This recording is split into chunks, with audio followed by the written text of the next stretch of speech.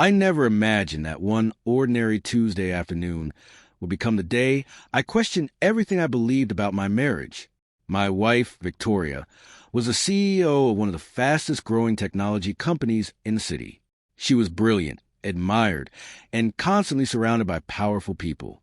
I had always been proud of her success, even when it meant long hours, canceled dinners, and late-night business trips. But recently, something about her had changed. Her smiles felt rehearsed, her answers became shorter, and every time I asked about work, she quickly changed the subject. My instincts refused to stay silent. The doubts grew stronger after I accidentally overheard part of one of her phone conversations. She stepped onto our balcony, believing I was asleep, and whispered, "He can't find out. Not yet." Those words echoed in my mind for days. Whenever I asked who she had been speaking to, she casually claimed it was an overseas client. I wanted to believe her because trust had always been the foundation of our relationship. Still, every explanation felt incomplete. Eventually, curiosity defeated pride, and I decided to surprise her by visiting her office during lunch without telling her beforehand. As I entered the towering glass headquarters, everything looked exactly as I had expected. Busy employees, elegant decor, and expensive suits rushing through polished hallways. The receptionist politely smiled but informed me that Victoria was currently in a confidential executive meeting.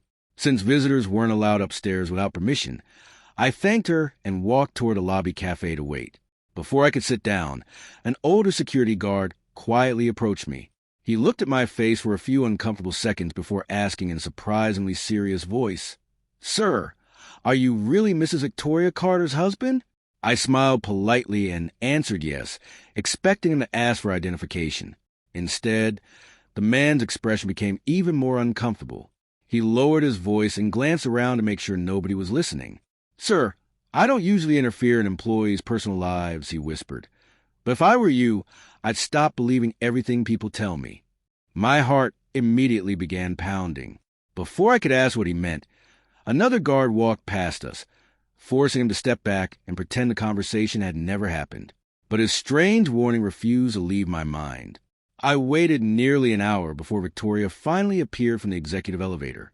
The moment she saw me, genuine surprise flashed across her face, but it disappeared almost instantly behind a practiced smile. She hugged me warmly and asked why I hadn't called first. I joked that I wanted to surprise my hard-working wife with lunch. She laughed, but something about her reaction felt forced. As we walked toward a nearby restaurant, I noticed several employees looking at us in unusually awkward silence.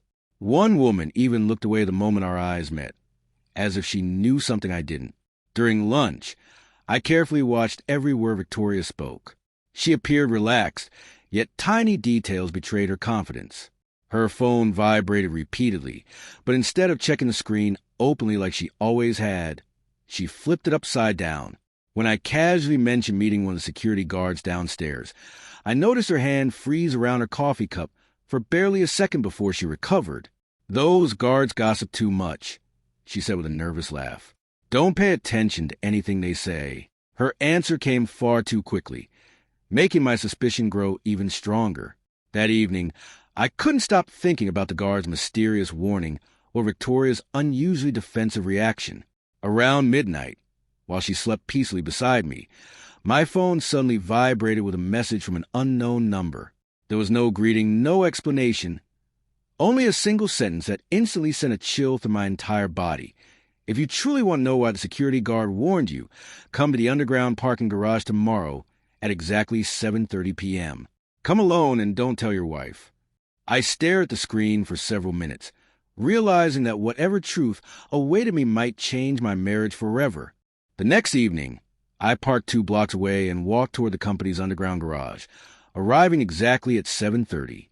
Every echoing footstep seemed louder than the last. The concrete levels were nearly empty, except for a single black SUV parked in the far corner. Before I could decide whether this was a terrible mistake, the same elderly security guard stepped out from behind a pillar. He looked even more nervous than before. "Thank you for coming," he whispered.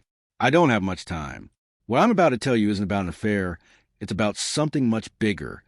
My heartbeat slowed for a moment, replaced by confusion. The guard handed me a small envelope containing several photocopied documents and a company visitor log. 3 months ago, he explained, your wife ordered us never to let you upstairs without her approval. She also instructed everyone to avoid mentioning a restricted executive floor.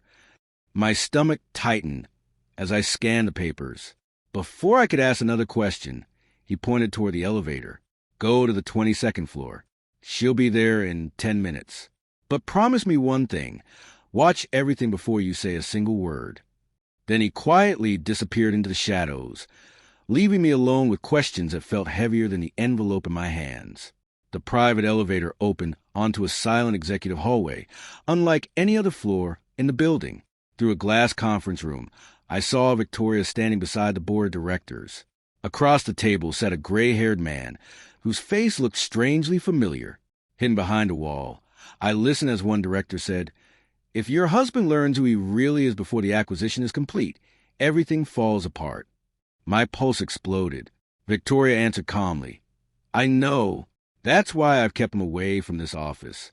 I only need 1 more week." Every fear I had suddenly returned, but none of them matched the truth I was beginning to imagine. Unable to stay hidden any longer, I pushed open the conference room door. Every conversation stopped instantly. Victoria's face turned pale, not with guilt, but with panic. "Daniel, you weren't supposed to be here," she said quietly. I demanded the truth, expecting betrayal, lies, or another secret relationship. Instead, the older man slowly stood and walked toward me with tears filling his eyes. "He's not here because your wife deceived you," he said softly. "He's here because of me." Then he introduced himself with the surname I had carried my entire life, the surname of the father I had believed abandoned me before I was born. The room fell into complete silence as Victoria finally explained everything. Years earlier, while expanding her company overseas, she had unexpectedly met the man through a business merger. DNA records and legal documents confirmed he was my biological father. He had spent decades searching for me after being falsely told that I had died shortly after birth during a bitter family dispute. Victoria wanted absolute certainty before telling me, fearing that false hope would destroy me if the evidence proved wrong. The restricted meetings, the confidential files, and the guarded secrecy had never been about hiding infidelity.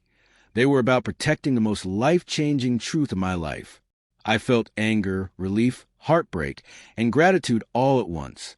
For weeks I had allowed suspicion to replace trust, creating stories in my mind that were never real. Victoria admitted she should have trusted me sooner instead of carrying the burden alone, and I admitted that I had let fear speak louder than communication. My father apologized repeatedly for the years we had lost, knowing no apology could return them.